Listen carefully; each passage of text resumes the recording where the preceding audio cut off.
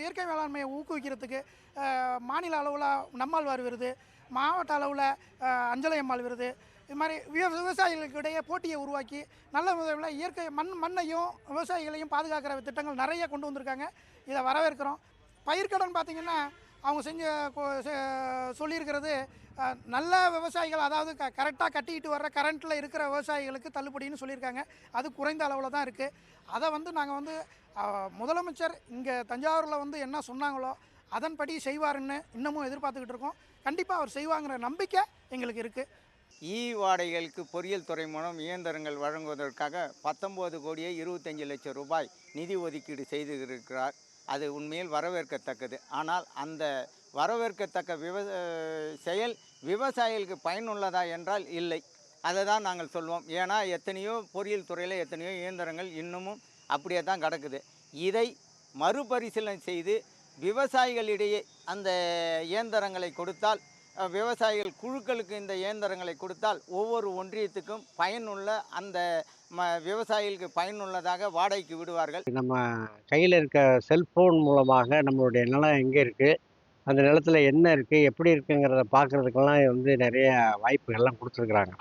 அதனால் இந்த விவசாயத்திலையும் அது மாதிரி அந்த ஏஐ தொழில்நுட்பத்தின் மூலமாக அந்த பயிரோட தன்மை, பயிருக்கு என்ன தண்ணீர் தேவை இருக்கிறது, என்ன பூச்சி இருக்கிறது, அதுக்கு என்ன மாதிரி நம்ம அதுக்கு அடுத்த கட்டமாக அதுக்கு என்ன பண்ணணுங்கிறத இருந்த இடத்துல இருந்து பார்த்து கொள்வதற்கான வசதிகளை இதை விஞ்ஞானபூர்வமாக இதை ஆய்வாளர்கள், ஆராய்ச்சியாளர்கள் கண்டுபிடிச்சி இந்த திட்டத்தை விவசாயிகளுக்கு கொண்டு வந்தாங்கன்னா ரொம்ப பயனுள்ள இந்த திட்டம், தொழில்நுட்பம் பயனுள்ளதாக இருக்கும். 2 ஆட்சி காலத்துலேயும் இருந்ததை எடுத்து கொஞ்சம் எடுத்து ஸ்ப்ளிட் பண்ணி போட்டிருக்காங்க.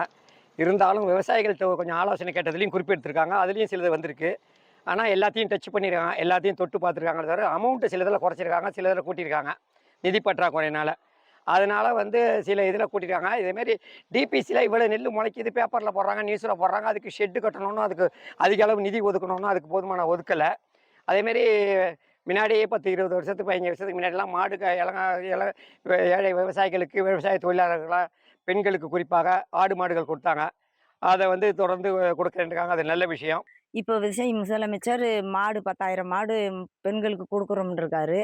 அதை கொடுத்தால் நல்ல முறையில் கொடுக்குறது எங்களுக்கு ஒரு சந்தோஷம். நாங்களும் பெண்கள் நல்லா வாழ்ந்துக்கிருவோம். அதை உழைப்பு எங்களுக்கு இருக்குது அதிகம். அதில் உழைப்பு இருந்தால் ஆவின் பாலுக்கு ஊற்றுனா எங்களுக்கு கட்டுப்படி ஆகாது. அவங்க சரி பண்ண மாட்றாங்க, நல்லா கொடுக்க மாட்றாங்க. நாங்கள் உழைச்சி மாட்டுக்கு பத்தலை, தீவனம் பத்தலை, நாங்கள் கஞ்சி குடிக்க முடியலை. இதனால முதலமைச்சர் இதை சரி கட்டி கவர்மெண்ட்டுக்கே நாங்கள் பால் ஊற்றுற மாதிரி வச்சு அதை கொண்டு கொடுத்தால் இதெல்லாம் நல்லா இருக்கும். நாங்கள் நன்மை பெறுவோம், கவர்மெண்ட்டு நல்லா இருக்கும்.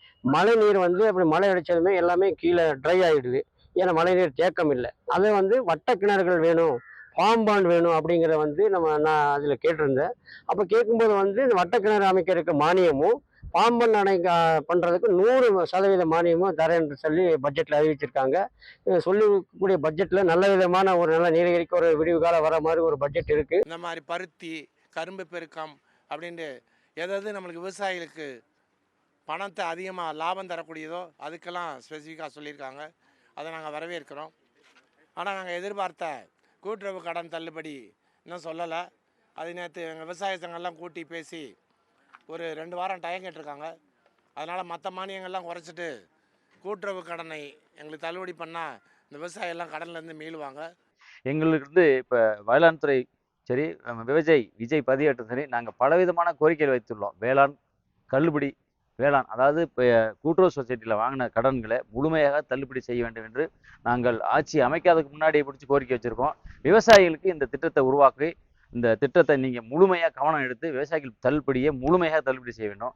எங்களுக்கு ரொம்ப கிட்டத்தட்ட 60 ஆண்டுகள கோரிக்கையான 5 காவேரி இணைப்பு திட்டத்தை இணைத்து கொடுத்தா இந்த பகுதியில் இருக்கக்கூடிய 4-5 வட்டார பகுதி மக்கள் பயனடைவார்கள். நாங்கள் தக்கலில் மின் இணைப்பு சென்ற ஆட்சியில் எங்களிடத்தில் ஒரு 35,000 விவசாயிகள் இடத்தில் கிட்டத்தட்ட ஒவ்வொரு விவசாயிகளிடத்தையும் 3 லட்சம் முதல் 4 லட்சம் வரை வசூலித்தார்கள். 7 மாதங்களாயும் எங்களுக்கு மின் இணைப்பு வழங்கப்படவில்லை. அதுக்கான அறிவிப்பு இந்த பட்ஜெட்டில் எதிர்பார்த்தோம். பட்ஜெட்டில் வழங்கப்படாதது மின் இணைப்பு தொடரும் என்று சொன்னாங்களோ அது வரவேற்கிறோம் நாங்கள்.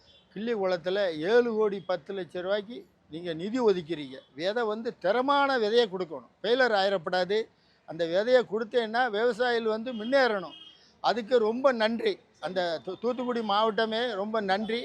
அதனால விவசாயிகளுக்கு பல சலுகைகளை நீங்கள் உரங்கரம் தட்டுப்பாடு இல்லாமல் கண்டிப்பாக செய்யணும். இந்த 500 மெட்ரிக் டன் இந்த 3 மாவட்ட துறைமுகத்துலையும் காஞ்சிபுரத்துலையும் திருச்சியிலையும் பண்ணுறது வரவேற்கத்தக்கது தான்.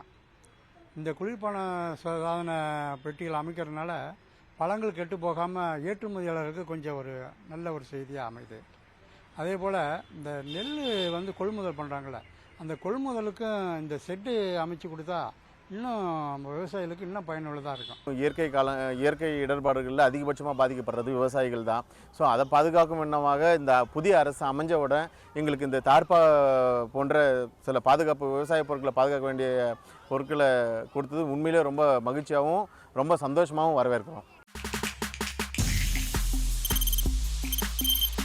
தவிர்க்க முடியாத தம்ப்நெயில்ஸ், கலக்கலான கண்டென்ட்ஸ், சினிமாவும் சீரியஸ் பிரச்சனைகளும், பல வருடங்கள் இடைவெளிக்கு பிறகு இந்த படத்துல ஒரு கலகலப்பும் கைகலப்பும்,